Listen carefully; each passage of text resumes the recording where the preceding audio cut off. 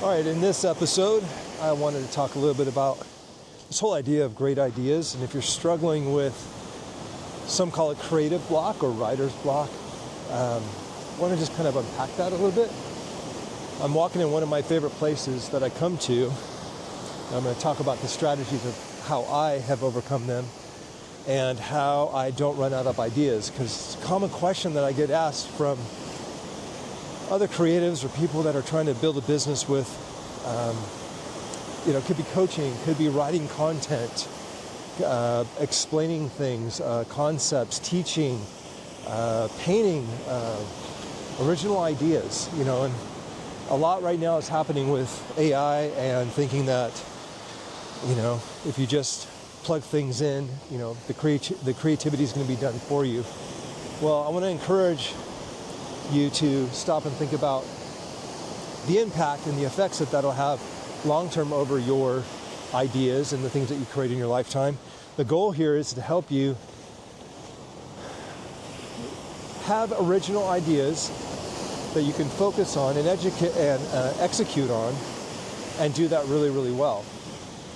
Why? So that you can get the most out of your life, and that you've leveraged every square inch of your life and made it awesome. The last 40 years, I look back as I'm walking and reminiscing and thinking about the last 40 years of my life. I'm thinking about really what has taken place and how many things I created, whether it be hundreds of pieces for Disney, the ideas that it took to create those, and then ones that sell well. The other art businesses that I've done, from publishing everything from Arturo Fuente fine art, wine pieces, mermaids, fairies, angels. Then when I went into book publishing, the whole idea of books, what books are going to resonate with clients.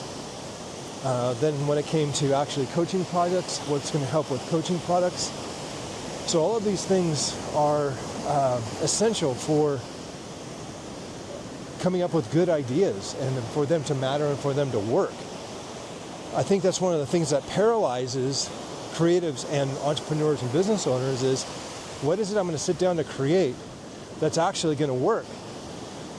And you're thinking, man, I want to make an impact. I want to make some money. I want to do the work that I love doing. And I want that to keep going. Well, I want to start with a story. I'll never forget. I'm about to walk up to this actual point. And we're here, Crystal Cove. This is where I come to walk and hang out in my mornings. And it's a special place for me because I've been coming here for years. I mean, we're talking 30, 35, 40 years. And I'll never forget when I walked around this corner, which is this corner over here. And as I walked around this corner, I remember being in prayer, and I just was talking to the Lord about it. And he goes, hey, Noah, you see all these grains of sand down here? I'm like, yeah. He's like, that's how many ideas I have for my kids. If they would just come down here and spend time with me, I would give them to them. And it really got me thinking, here's my ultimate strategy for helping overcome writer's block and overcoming procrastination and or running out of ideas. It just doesn't happen. People go like, well, what are you going to do when you run out of ideas? I'm like, I don't run out of ideas. I don't. And here's why. One, the first things first. You're not going to overcome or punch through problem solving with your ideas and creativity and business ideas and strategy. That's not going to get overcome by sitting down there and trying to double down and work through it.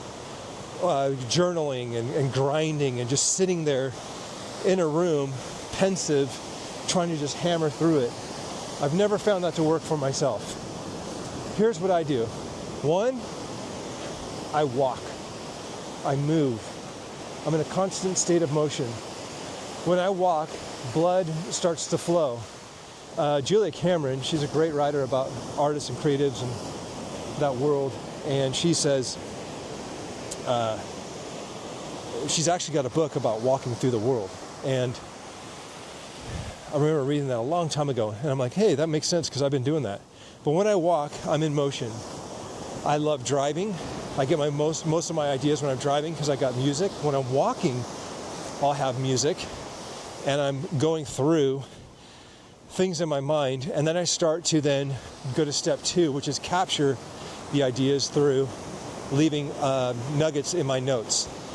So in my notes, I'll start to leave myself breadcrumbs for when I go back to my journal, back at the office and in the studio, and then I'm going to start to document all of those things that I was able to collect. Well, that happened because I went into it in a completely different environment. Just saw a really cool dolphin just come up and jump. That was pretty cool. And so being able to be in motion, blood's moving, walking out in nature, there's something about being in God's paintings and walking around in his art where I get inspired. And a lot of entrepreneurs, creatives do this. You have to get out and you have to change your scenery and then put me in motion, and I'm going to have a pretty good chance of really coming up with some great ideas. Okay, so we've talked about moving. We've talked about this idea of music, capturing those in your notes. But the other one is this. When I'm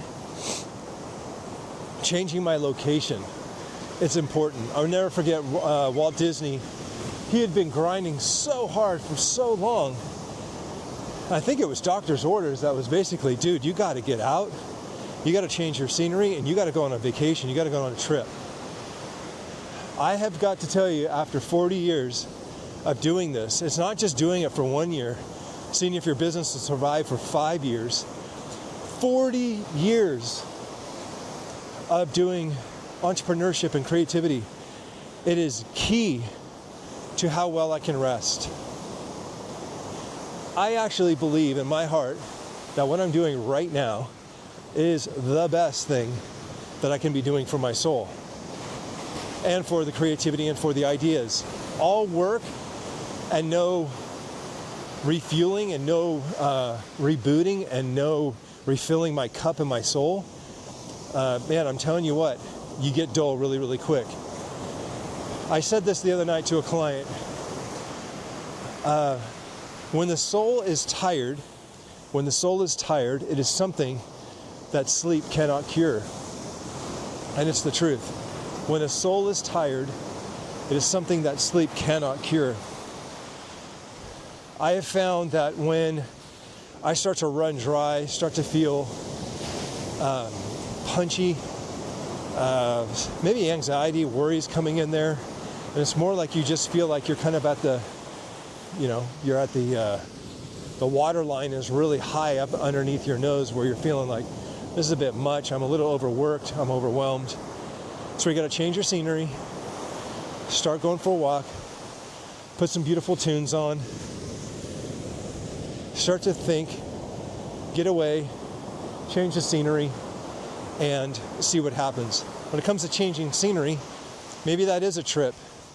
Maybe that is just jumping in the car and taking a really cool drive with some great music and going for a place for lunch that's maybe an hour away. Maybe that is going into stores and going into places where you don't, you're not familiar with that. Example, I dove into model railroads and trains, which are in my backyard. That exercise really helped expand my thinking and my territory of where really great ideas started to foster. So I want to encourage you to put yourself in positions and places for creativity to be able to show up. And that is where the nuggets are. Sometimes it happens when you're sitting in the shower, and one of the reasons why is because nobody can bother you, you're not threatened, you're relaxed, you're calm, and you're just able to think. What if you were to actually put that as a part of your practice? And that's the last thing I want to talk about is this is actually scheduled. This isn't something that I just do when I gotta blow the pressure valve. The goal is to actually do this way ahead of the game. I'm doing this as proactive, preventative maintenance on my soul my creativity, my business, and I should say businesses, in order to be able to do this at the highest level, produce the highest quality art, the highest quality products, coach the highest quality clients, produce the highest quality content and reading. You do not get those just by chance. You do it by design.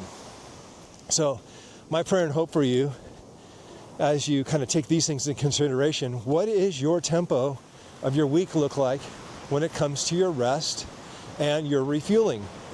Where and when are you putting that into your calendar to where you're actually able to get that time with yourself, to get quiet, to get that solitude, and to come up with some really great ideas? Guys, it is so gnarly now for me that every single time I come down here, I cannot type fast enough the ideas for paintings, the ideas for content, and the videos that I want to film, and the things I want to share to help people, the books I want to write, that is just continually just popping in, and all these content, all these ideas for concepts. And so why is that exciting? Because here's the ultimate byproduct, and it's this verse: without vision, a people perish. It's a Bible verse. Same goes for your business. Same goes for your creativity. If you have a lack of vision, your business is going to perish. Your soul is going to get tired. Yeah, where are you headed? What are you doing? What's it all for? And I'll tell you what, if you can make a steady diet of a microdose deposit, like right now I'm meeting with a client, one of my coaching clients after this. I'm down here for a 45-minute walk in solitude. There's, 7, 8 people on this unbelievable beach. And I've got an opportunity to refill my cup, spend some time in prayer, get my soul to wind down, operate from rest. And rest is going to be one of the greatest things that you can do for your creativity, and never having a writer's block, never having creative block, and never being out of ideas. Look at the sand. How many grains of sand are there? That's how many ideas are down here. If our schedule can be pushed aside, that we can allocate this time as an investment in ourselves. I will say this. You might feel like you're being selfish. You might feel like, oh, I'd rather be doing other things. There's more important things to be doing. Well, I can tell you this. What's the best thing that I can do for my relationship with God? Is being down here. What's the best thing that I can do for my relationship with my wife? Is being down here. What's the best thing that I can do for the relationship with the people that I want to serve and the people that I want to help? My customers, my clients? It's to be down here. And most of all, what's the best thing that I can do for the vision of my life? Is to be down here meeting with the director of my life. So I come down here to meet with God, get the downloads, get what he's wanting to share, divine inspiration and ideas, but most importantly, vision for my life. It happens when you come down here. That's my encouragement. I'd love to hear down below comments as to what stood out to you. What would you like to hear more of? And how this stuff can help. So hope that changes your perspective on how you're actually going to invest this rest time for you. Have an incredible day. See ya.